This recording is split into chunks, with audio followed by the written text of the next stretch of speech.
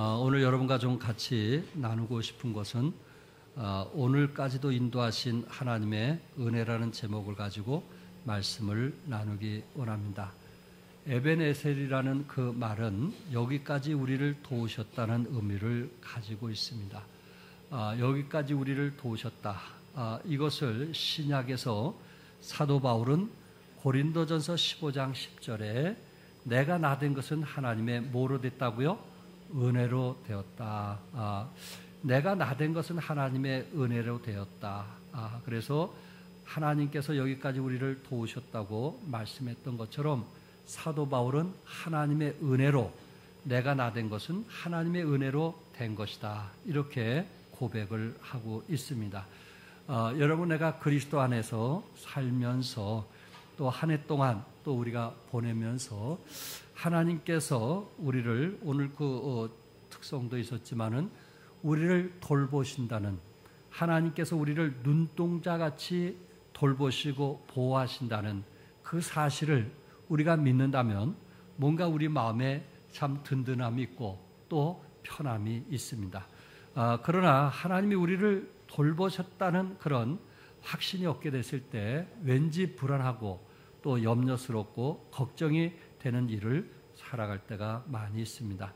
오늘 특별히 시편 105편을 통해서 여러분들이 한 해를 보내면서 무엇을 감사했는가, 특별히 하나님의 은혜를 감사했던 시편 기자처럼 여러분과 나도 하나님의 은혜를 감사하면서 새해를 맞이하는 여러분과 내가 될 수 있기를 바랍니다.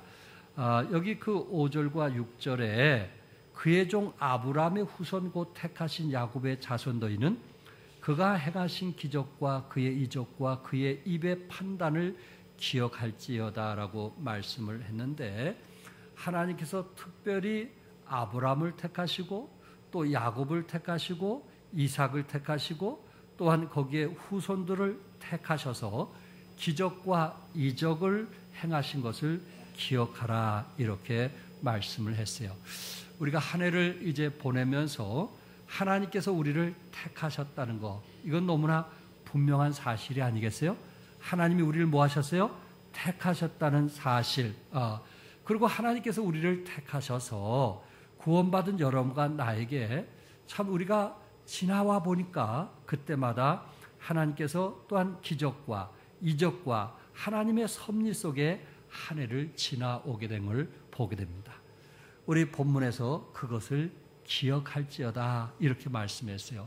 그가 택하셨다는 것도 중요한데 택하신 하나님의 백성들에게 기적과 이적과 또한 하나님의 섭리와 인도하심이 있었다는 것을 기억하라, 이렇게 말씀을 하고 있습니다. 물론 신약에서 사도 바울은 에베소를 보면, 에베소 1장을 보면은 하나님께서 우리를 택하셔서 거룩하고 흠이 없게 하셨다고 말씀했고, 하나님이 우리를 택하셔서 우리의 모든 죄를 그의 피로 말미암아 사해 주셨다라는 말씀을 보게 됩니다. 그가 하나님이 우리를 택하신 사실도 고마운데 우리를 거룩하고 흠이 없게 하시기 위해서 우리의 모든 죄를 사해 주셨다는 이 사실이 얼마나 감사한가. 다시 말해서 택해 주셨다는 그 속에 우리의 죄가 사함을 받게 되었고 여러분과 내가 흠없는 하나님의 사람이 되었다는 것, 이것을 인해서 우리가 하나님께 정말 감사해 볼 수 있는, 그리고 그 가운데 하나님께서 기적과 이적과 섭리와 인도하심이 있었다는 것을 기억하면서 새해를 맞이한다면 얼마나 아름다울까 하는 말씀입니다. 특별히 여러분과 내가 이제 하나님께 감사해야 될 부분이 무엇일까? 여기 1절에 여호와께 감사하고 그의 이름을 불러 아뢰며 그가 하는 일을 만민 중에 알게 할지어다. 이 선택함을 받은 사람은 하나님께 감사해야 된다. 그리고 그가 하는 일, 하나님이 하시는 일을 만민 중에 알게 하라, 이렇게 말씀을 했어요. 사람들은 살아가면서 누구에게 감사할 때, 자기에게 유익을 주었을 때, 자기에게 어떤 즐거움을 주었을 때, 자기에게 기쁨을 주었을 때 그 사람에 대해서 감사하기도 하고 고마움을 표현하기도 합니다. 그러나 오늘 성경에서 우리에게 감사를 표현하라고 했을 때 하나님께서 우리에게 주신 것도 있겠지만 보너스로 주신 것도 있겠지만은 하나님께서 우리를 택하시고 인도하신다는 그 사실, 하나님의 그 은혜로 인해서 감사할 것을 말씀하고 있습니다. 그래서 하나님께서 우리에게 기적과 이적과 섭리와 인도하심 때문에 감사할 수도 있지만은 그 많은 사람들 중에 성경의 말씀을 인용한다면은 그리스도 안에서 우리를 택하셨다는 것, 예수님 안에서 우리를 택하셨다는 것, 그 사실로 인해서 감사하며 또한 하나님이 우리를 통해서 하신 일들을 이웃에게 알게 하라 이렇게 말씀했고, 또한 2절에서는 하나님께서 우리에게 섭리하시고 또한 인도하신 것에 대해서 그에게 하나님에게 노래하며 또한 그를 찬양하며 그의 모든 기이한 일들을 말할지라 이렇게 성경은 말씀을 하고 있습니다. 여러분, 내가 그리스도 안에서 하나님이 나를 선택해 주셨다는 사실, 또한 하나님께서 우리를 통하여서 하나님의 인도하심 통해서 하나님이 여기까지 인도하셨다는 것, 또한 섭리하셨다는 것, 그리고 한 해를 돌이켜봤을 때 그때마다 하나님이 나를 축복해 주셨다는 것, 이것이 얼마나 감사할 일인가 하는 것입니다.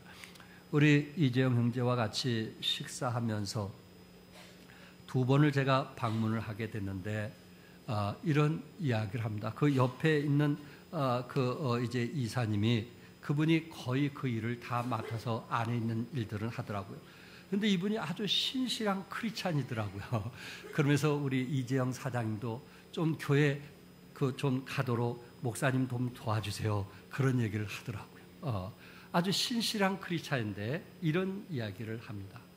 빼빼로를 이번에 파는데 많은 그 사업가들이 있는데 그나마 우리가 하는 이 사업은 그나마 이 경제가 어려움에도 불구하고 이 정도는 잘한 겁니다 라고 얘기를 하더라고요.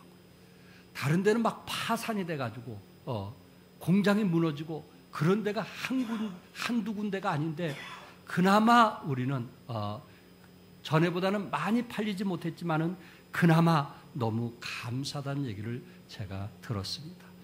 그분은 한 해를 돌이키면서 정말 어떻게 보면 현실적으로 어려웠지만은 그래도 어떤 경제적으로 볼 때 다른 사람에 비해서 하나님은 그래도 여기까지 우리를 인도하셨다는 그 사실에 그의 입술로 감사합니다. 우리는 정말 감사합니다. 정말 우리는 하나님께 감사합니다 하는 고백을 제가 듣게 되었습니다. 사랑하는 성도 여러분, 하나님께서 한 해 동안 하나님께서 우리를 어떻게 섭리하시고 역사하셨으며 우리 가정을 어떻게 지켜주셨고 우리 자녀들을 어떻게 축복하셨고 어떻게 선대했는지 한 해를 지내보면서 감사하는 여러분과 내가 될 수 있기를 바라고, 이 마지막 주일날 우리가 감사로 하나님께 영광을 돌리면서 새해를 맞는 여러분과 내가 될 수 있기를 바랍니다. 한 해를 정말 곰곰이 생각하면, 우리가 그럴 시간이 없어서 그렇지 곰곰이 묵상해보면 그때그때마다 하나님께서 참 우리 자녀들 또한 우리 가정들을 또한 우리가 거하고 있는 어떤 직장이나 사업들을 참 하나님께서 그때마다 어렵다고 했는데 그러면서도 하나님께서 우리를 선대해 주고 인도해 주셨다는 것이 얼마나 감사한가. 우리 이명진 지사님이 같이 통화하면서 올해 너무 감사할 일이 한 가지 있는데 그것이 뭐냐면은 지난번에도 우리 전국에 그 투표할 때 투표함을 우리 이명진 지사님 아이디로 만들었잖아요. 그래서 우리가 같이 축하하고 떡도 얻어 드셨죠. 예. 이번에 지방 투표하는데도 이번에 또 이제 부탁을 받아가지고 그 일을 하게 되었다고 너무 감사하는 이야기를 했습니다. 참 국가의 일을 맡아서 한다는 것이 쉽지 않은 거 아시죠? 그러나 중요한 것은 국가에서 그 사람을 뭐 해줬다는 거, 인정해줬다는 거. 이게 얼마나 감사해요. 그 돈을 떠나서 나의 아이디어를 인정해줬다는 것, 그것도 국가에서 인정해줬다는 게 얼마나 감사합니까? 이런 일이 어떻게 이명진 집사님에게만 있겠어요? 여러분 삶들을 가만히 보면 정말 하나님께서 한 해 동안 우리에게 선대해 주시고 또한 섭리하시고 역사하심을 우리는 정말 주님께 찬양하고 주님께 영광 돌리면서 이웃들에게 그것을 알릴 것을 말씀을 하고 있습니다.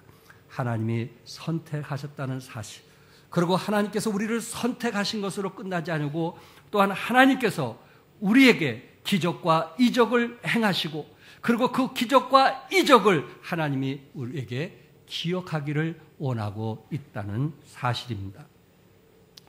성도 여러분, 오늘 본문에서 하나님께서 우리를 선택하신 사람들에게 나타나야 될 태도에 대해서 말씀을 하면서 그 3절에 여호와를 뭐하는 자들은, 여호와를 구하는 자들은 마음이 즐거울지로다. 하나님을 구하는 사람은 마음이 즐겁다, 그렇게 표현했는데 쉬운 성경에서는 여호와를 찾는 자들은 마음이 기쁠 것이다, 그렇게 얘기했고, 여호와와 그의 능력을 구할지어다. 우리 선택된 사람들이 여호와를 구하고 여호와의 능력을 구하라. 쉬운 성경에서는 여호와를 찾고 그분의 능력을 간절히 구하라고 이야기를 했어요. 그러면서 또한 선택받은 사람에게는 그의 얼굴을 항상 구할지어다. 무엇을 구할지어다? 그의 얼굴을 항상 구할지어다, 이렇게 말씀했어요. 쉬운 성경에는 그분의 곁을 떠나지 말라, 이렇게 성경은 말씀을 하고 있습니다. 여러분과 내가 4절에 있는 말씀 한번 같이 읽어볼까요? 4절 한번 같이 읽겠어요. 시작.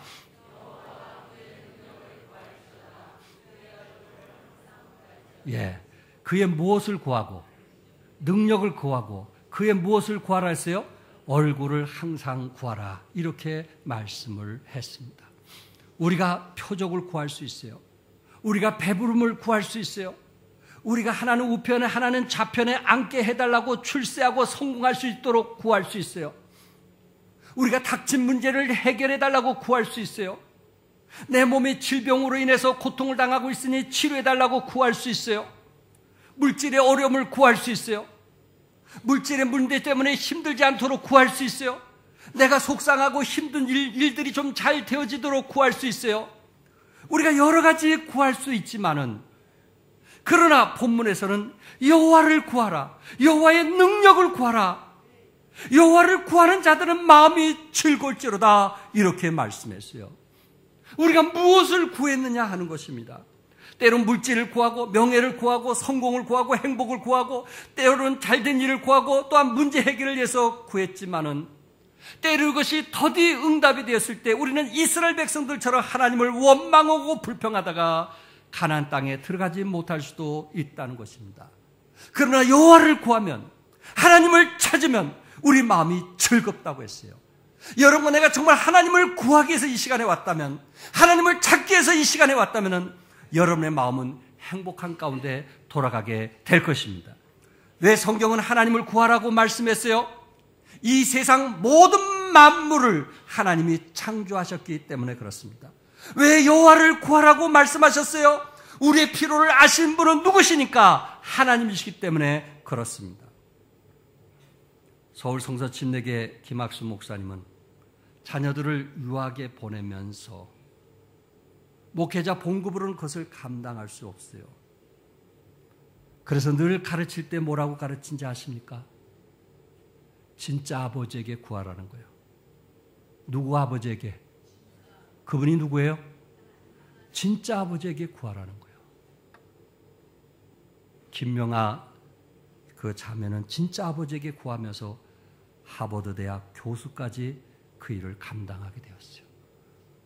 그 자녀들은 유학 가서 얼마나 많은 돈이 필요한 걸 알아요. 아버지는 아무리 쪼개서 보내주고 싶어도 불가능한 일이에요. 그래서 아버지가 명쾌한 이야기를 한 거예요. 너희들 나에게 구하지 말라. 나에게 구하지 말라. 위에 계신 아버지에게, 진짜 아버지에게 구하라. 믿으시면 아멘 하세요. 진짜 아버지에게 구해야 돼요. 우리 자녀들 진짜 아버지에게 구하도록 해야 돼요. 여러분들이 자녀들 도와주면 어디까지 도와줄 수 있겠어요? 얼만큼 많이 도와줄 수 있겠어요? 그러나 진짜 아버지가 도와주면 우리가 도와주는 것보다 훨씬 낫게 도와줄 수 있는 거예요. 그의 길을 하나님께서 인도해 주시는 거예요. 섭리하시는 거예요. 역사하시는 거예요. 축복하시는 거예요. 왜? 그 아이의 주인이 위에 계신 하나님이시기 때문에 그런 거예요. 우리 자매들은 남편을 믿을 수 있어요. 남편의 사업을 믿을 수 있어요. 그러나 진짜 도와주는 것은 남편이 아닌 위에 계신 아버지인 것을 믿어야 돼요. 순간 우리는 모든 직장을 잃을 수도 있어요. 순간 모든 것이 파괴될 수도 있어요. 우리의 생사복을 주관하신 분은 아버지시기 때문에 너는 진짜 아버지에게 구하라, 진짜 아버지에게 구하라 라고 말씀하고 있어요. 저는 부대 관사에 사는 자매들의 이야기를 들었습니다. 물론 우리 교회 구자옥 자매도 저에게 그런 얘기를 했어요. 또한 소령으로 제대하여 지금 봉화성서 침례교회와 봉화 그 군대 부대에 목회하고 있는 하원효 목사님 사모님의 이야기를 들었어요. 그분들이 개척 나갈 때 제가 그분하고 같이 식사하면서 대접을 한 적이 있었습니다. 그런데 그 사모님 얘기가 제 아들이 이제 군부대에 있다는 것을 알고 아내 역할이 쉽지 않아요 그러더라고요. 자기가 관사에 있을 때 대령이나 이런 그 준장이나 이런 사람들이 일이 있으면은 매번 쫓아다녀서 그 뒷일을 다 해야 된다. 생일이고 김장이고 무슨 일이고 그 일을 나서지 않으면, 아내가 도와주지 않으면 진급이 안 된다는 거예요. 우선순위, 생일날, 또 무슨 날 무슨 선물을 갖고 왔느냐 그 선물도 비교해 가면서 거기에 따라서 누구를 도와주더라고요. 그렇기 때문에 이게 여성들의 그 활동, 아내들의 활동이라는 것은 자기 생활이 없는 거예요. 자기 자식 도와줄 시간이 없는 거예요. 오로지 남편을 위해서는 뒷바라지를 다 해야만 되는 그런 어려움을 얘기하더라고요. 제 큰면에 보니까 그런 일에는 전혀 관심이 없어요. 그 어떻게 하려고 하는지 모르겠어요. 내가 좀 걱정이 되더라고요. 이것이 우리 사회에 사는 일이에요. 사회 현실이에요. 그러나 성경은 뭐라고 말씀했어요? 뭐라고 말씀했어요? 하나님께 구하라고 말씀했어요. 여호와를 구하라. 여호와의 능력을 구하라. 이 어렵고 힘든 세상에 하나님께서 우리에게 말씀하기를 여호와의 능력을 구하라 이렇게 말씀하셨어요. 자신의 능력을 의지하지 말고, 연약한 남편을 의지하지 말고, 사랑하지 말라는 건 아니에요. 의지하지 말고 여호와의 능력을 구하라. 그런 믿음이 우리 안에 있기를 바랍니다. 그런 신앙이 우리 안에 있기를 바랍니다. 뭔가 손에 조금 졌다고 자신을 의지하고 자신으로 만족하는 그런 연약한 삶 살지 말고, 먼지보다 못한 우리, 하나님께서 불기만 하면 훅 날아갈 수밖에 없는 연약한 존재인데도 왜 그렇게 우리를 그렇게 사랑하고 의지하는지. 아니에요. 하나님의 능력을 구하라.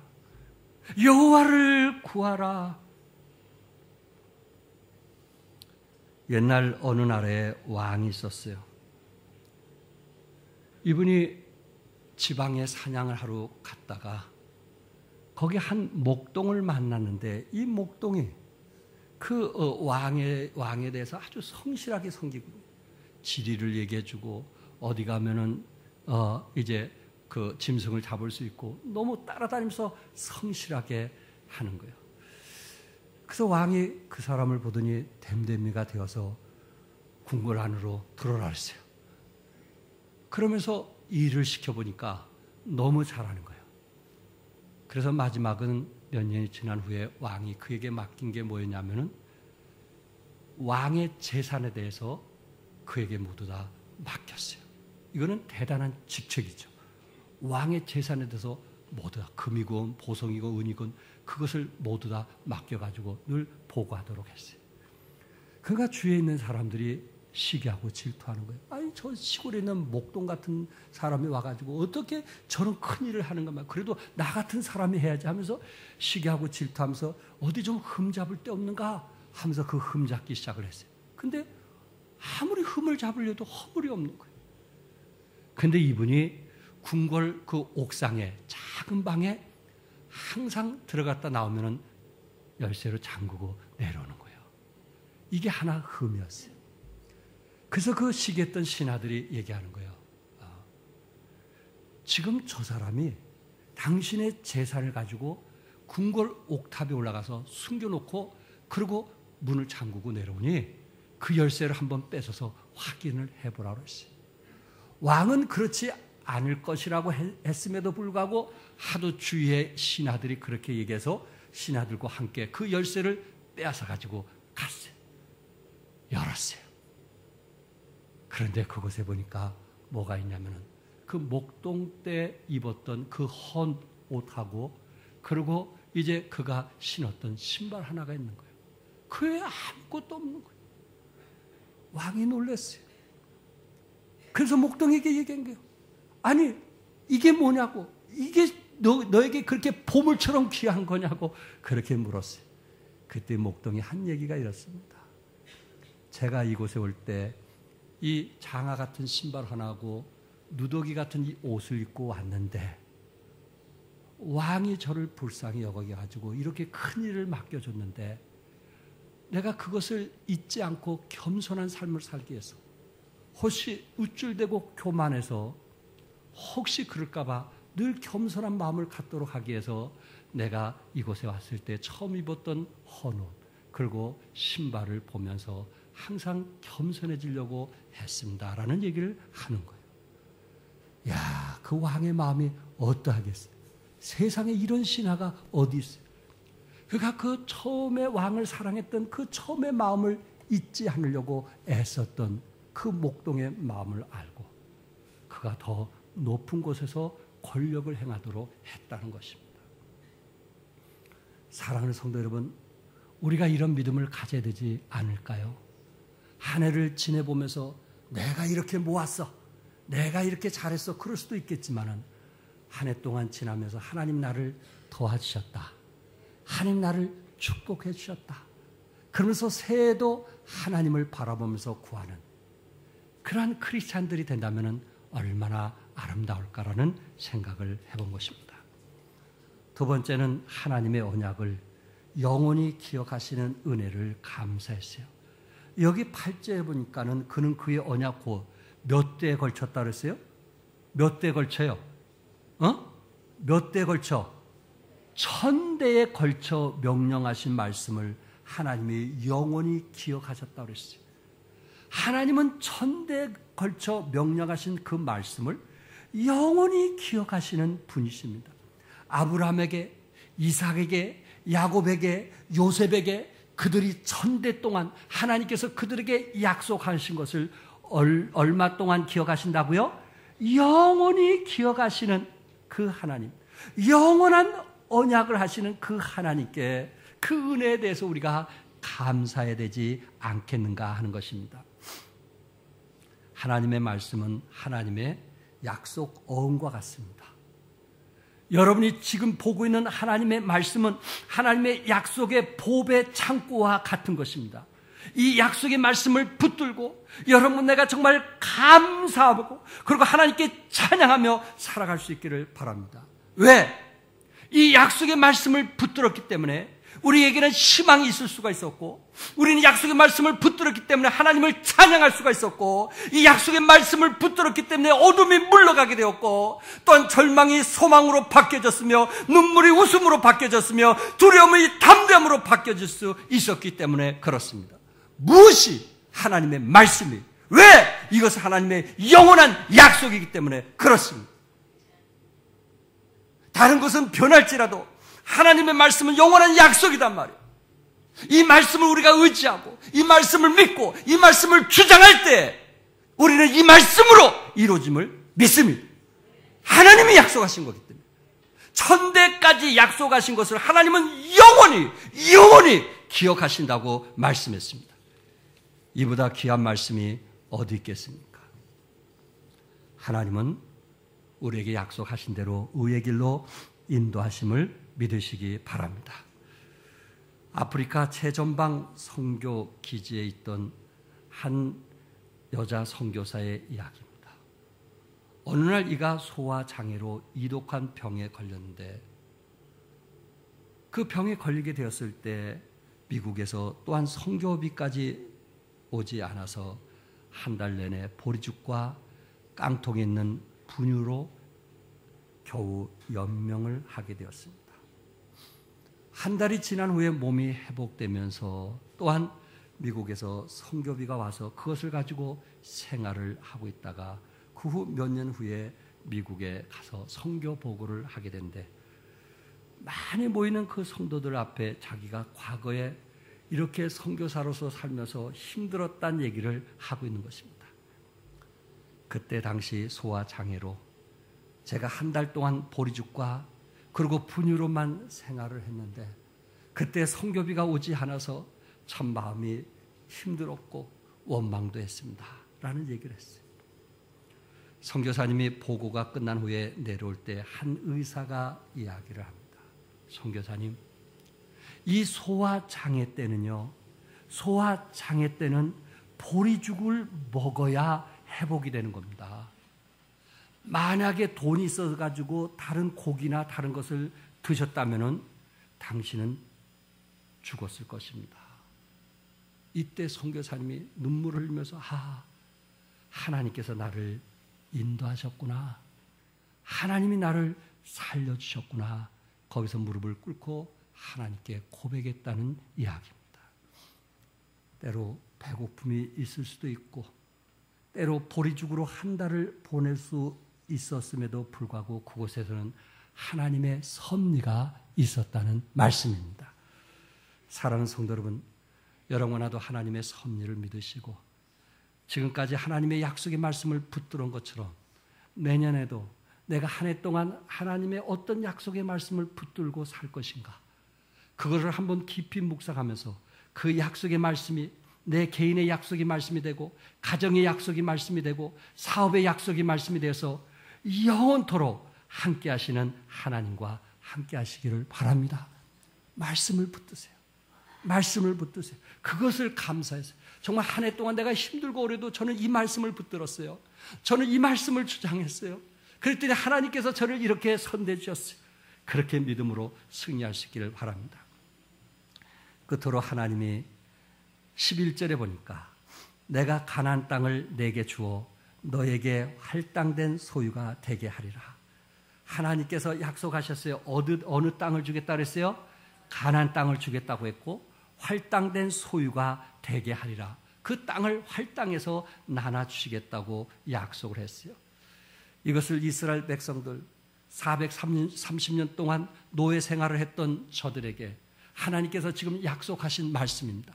그들이 애굽에서 나올 때 어떻게 나올 것이며 그리고 홍해 바다를 건널 때 어떻게 건널 것이며 그리고 광야에 40년 동안 어떻게 생활할 것이며 그리고 요단강을 건너서 가나안 땅을 들어와야 되는데 그 과정을 생각하면 불안과 두려움뿐이었어요.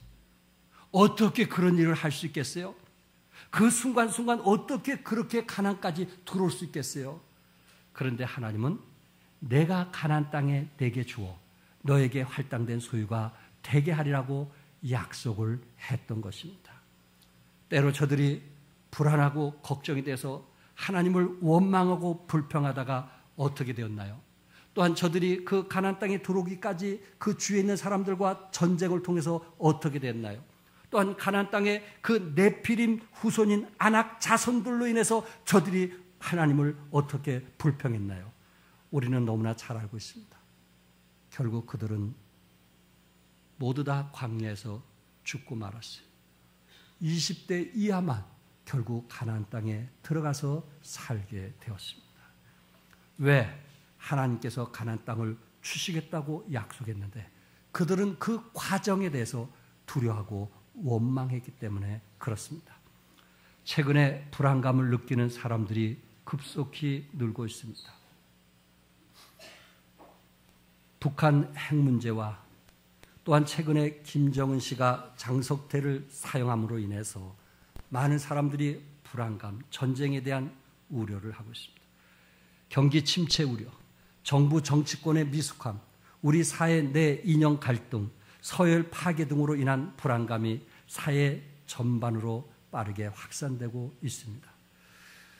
불안감의 가장 큰 원인이 무엇일까? 주간 조선의 최근 인터넷 설문조사에 북한 핵 문제와 이로 인한 전쟁 공포라고, 이것이 이 불안감의 첫째 원인이라고 이야기를 했습니다. 또한 실제적으로 병원에서 이 정신과에 많은 사람들이 전쟁 공포로 찾아오는 환자들이 계속 늘어가고 있고, 그리고 강북 삼성병원의 정신과에 한 20대 직장 여성이 숨이 막히고 쓰러질 것 같아서 찾아왔는데 그 병명이 바로 불안장애, 공황장애였다고 합니다. 이 여성은 미국에 사는 이모가 방문해 북한 핵시설 폭격 등 전쟁의 가능성을 이야기했을 때 불안 증세를 보이기 시작했고 가슴이 두근거리고 설사가 계속되고 결국은 병원에 찾아왔다는 이야기입니다. 최근에 유언장을 남기려고 하는 사람들이 많이 늘어나고 있답니다. 그래서 인터넷 사이트에 유언장닷컴이 있는데 과거에는 하루에 30건 수준이었는데 최근에는 하루에 4,000건씩 이제 오히려 이 유언장닷컴에 그 자신의 재산에 대해서 공개하고 그러고 안전장치를 한다고 합니다. 회사원 최모 씨, 37살 먹은 사람은 이렇게 얘기했어요. 가족 이래야 마누라와 5살 난 딸 하나뿐이지만 내가 갑자기 죽을 경우 이들에게 알려야 될 모든 것들이 안전하게 전달된다고 생각하니 마음이 놓여 가입했습니다. 이렇게 말하고 있어요. 여러분, 내가 살아가는 것이 어떻게 보면은 참 불안한 곳에서 살아가고 있어요. 그렇기 때문에 어떤 사람은 또한 이런 걸로 인해서 잠을 이루지 못한 우리 주위에 있는 사람들을 많이 보게 됩니다. 그럼에도 불구하고 하나님께서는 이스라엘 백성을 어디로 인도하시겠다고요? 가나안 땅으로 인도하시겠다고 했고 그 약속을 믿는 사람은 가나안 땅에서 그 축복을 누리면서 살게 되었습니다. 우리 시편 107편 28절과 20절 같이 읽겠습니다. 다 같이 읽겠어요. 시작. 이에 그들이 그들의 고통 때문에 여호와께 부르짖으매 그가 그들의 고통에서 그들을 인도하여 내시고 광풍을 고요하게 하사 물결도 잔잔하게 하신도다. 그들이 평온함으로 말미암아 기뻐하는 중에 여호와께서 그들이 바라는 항구로 인도하시는도다. 여호와께서 그들이 바라는 어디로? 항구로. 우리 그 한글에서는 소원의 항구로 인도하신다고 말씀했어요. 다윗은 풍랑 중에 기도하는 사람이었어요. 아무리 풍랑이 몰아친다 할지라도 그 과정은 어쨌든 하나님께서는 반드시 소원의 항구로 어떻게 하신다고요? 인도하신다는 그 약속의 말씀을 붙들었다는 사실입니다. 이게 다윗의 믿음이었어요. 여러분, 나에게 필요한 것은 그것이 아닐까요? 가나안 땅에 약속한 것처럼 하늘의 소망을 가지고 믿음으로 살아야 되지 아니할까요? 잠언 16장 3절에 너의 행사를 누구에게 맡기라? 그리하면 내가 경영하는 것이 뭐하리라? 이루어지라고 말씀했어요. 이제는 어느 때보다도 우리는 가나안 땅의 축복을 누리기 원한다면, 하나님이 기뻐하시는 젖과 꿀이 흐르는 축복을 누리기를 원한다면 우리의 행사를 하나님께 맡겼던 것처럼 새해도 하나님께 맡기면서 믿음으로 살아가는 여러분과 내가 될 수 있기를 바랍니다. 탤런트 박미선 씨 잘 아시죠? 지금까지 돈을 모아보려고 아둥바둥 짠순이 소리를 들어가면서 모으고 또 모았다고 합니다. 정말 주위에 짠소리를 들어가면서도 어떻게 하든지 한번 치면 놓지 않는 사람이 바로 박미선 씨였다고 합니다. 그런데 그렇게 모아보려고 애썼지만은 모아지지가 않더라는 것입니다. 때로 아이가 아파서 쓰게 되고 남편이 실패해서 없어지고 결국은 내 힘으로 모을 수가 없다는 것을 알게 되었을 때 가정이 모여서 기도하면서 하나님께서 우리에게 11조를 드리고 또한 하나님께서 우리에게 더 축복하신다면 주를 위해 쓰자고 결정을 하고 중국 선교를 우선으로 후원하자고 결정을 했다고 합니다. 그래서 드리는 것부터 하자. 모으는 게 아니고 짠순이처럼 안 내려고 하는 것이 아니고 드림부터 시작하자. 그래서 그들은 하나님께 드리고 그리고 중국 선교를 우선으로 드리게 되었을 때 하나님께서 그때부터 물질을 허락해 주시고 또한 하는 일들이 선하게 잘 되더라는 것입니다. 남편이 그렇게 실패한 속에서 이제 조금씩 회복이 되더라는 이야기입니다. 마음의 경영은 사람에게 있어도 말의 응답은 누구에게? 여호와께로부터 나오니라. 아멘. 마음의 계획은 사람이 세우지만 그 일을 이루신 분은 누구시라고요? 여호시라. 그렇기 때문에 여러분과 내가 풍성한 사람이 되길 바랍니다. 이웃을 위해서 나눌 수 있는 사람이 되길 바랍니다. 어려운 사람 있으면 함께 할 수 있기를 바랍니다. 그것이 하늘나라에 쌓는 것입니다. 그렇지 않으면 하나님께서 이렇게 저렇게 가져가는데 그거를 우리는 감당할 수가 없어요. 사람의 힘으로 결코 되는 것이 아닙니다. 우리 안에 말씀에 정말 뿌리가 깊어서 참 믿음으로 살아갈 수 있기를 바랍니다. 6.25 때 아이젠하워 장군, 이분은 전쟁의 영웅이죠. 6.25 때 이분이 한국을 방문한다고 했습니다. 부산의 유엔군 참전 용사들의 묘소를 참배하겠다고 했을 때 미팔군에서는 난리가 났습니다. 말이 묘소이지 이거는 그 당시 6.25 때 이 황량한 벌판이었어요. 이 아이젠하워 같은 영웅이 와가지고는 정말 너무 초라한 거예요. 걱정하고 염려하기 시작했어요. 이것을 현대 상사의 정주영 사장이 그 소식을 듣고 미팔군을 찾아갔어요. 내가 이 추운 겨울에 이 묘지에 잔디도 살 수가 없는 그런 상황 속에 이곳에 풀로 아주 그냥 가득 채워놓을 테니까 나에게 그 일을 맡기라고 했어요. 미팔군에서는 너무나 고마운 거예요. 그래서 실비의 3배를 주기로 하고 계약을 체결했어요. 정주영 사장은 그 머리 아이디어가 어떤지 아시죠? 주위에 보리밭을 모두 사들였어요. 때마침 보리싹이 새파랗게 솟아오르고 있었기 때문에 그것을 사가지고 잘라서 묘지에 모두 다 입혔어요. 아이젠하워가 볼 때 잔디로 깔린 그런 모습이었어요. 너무나 멋있었어요. 그리고 그분이 돌아간 후에 새파란 싹이 어떻게 됐어요? 누렇게 변해버리고 말았어요. 어쨌든 정주영 씨 머리는 대단합니다. 돈 버는 데는 정말 이런 사람 따라갈 수가 없어요. 그러나 거기서 주는 교훈이 무엇일까요? 뿌리가 없으면 결코 누렇게 변해버리고 만다는 것입니다. 뿌리가 없으면 아무리 좋게 보였던 것도 말라버리고 만다는 것입니다. 여러분의 뿌리는 누구를 향하고 있습니다. 우리는 오로지 하나님을 향할 수 있길 바랍니다. 죽어도 하나님, 살아도 하나님. 살고 죽는 것은 누구 손에 있어요? 하나님 손에 있어요. 이 전쟁은 누구 손에 있어요? 하나님 손에 있어요.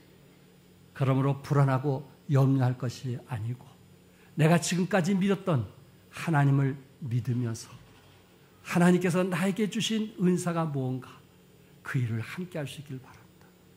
아마 올해 여러분과 내가 주님께 헌신하면서 너무 힘들어서 올해는 안 해보겠다라고 생각하면서 혹시 헌신한 사람 있지 않나요? 여러분 후회되지 않는 한 해가 되었을 것입니다. 왜? 하늘에 상급이 있기 때문에. 그러나 여러분들이 너무 지치고 힘들어서 한 해를 쉬고 싶은 사람 쉴 수 있어요. 그러나 그것은 하나님께서 계산하지 않는 숫자에 들어간다는 것을 기억하십시오. 우리가 주님을 위해서 수고한 만큼 하나님께서 상으로 갚아주심을 믿으시기 바랍니다. 여러분 안은 그런 믿음을 가지시고 여러분과 내가 정말 주님을 위해서 올해 무엇을 위해서 헌신할 것인가 한번 믿음으로. 혹시 연세 많으신 분 계세요? 교회 와서 안내라도 할 수 있지 않을까요? 예배당 의자 정리라도 할 수 있지 않을까요? 여러분이 할 수 있는 일은 많아요. 쳐다보세요. 생각해 보세요. 여러분 나이가 100세가 되실 때 알아도 할 일은 많으세요. 중요한 것은 일한 만큼 하늘의 상급이 있음을 믿으시고 한 해를 무의미하게 보내지 말고 정말 희생과 대가를 통해서 하늘의 상급을 쌓는 여러분과 내가 되시기를 주님의 이름으로 축복합니다. 기도하겠습니다.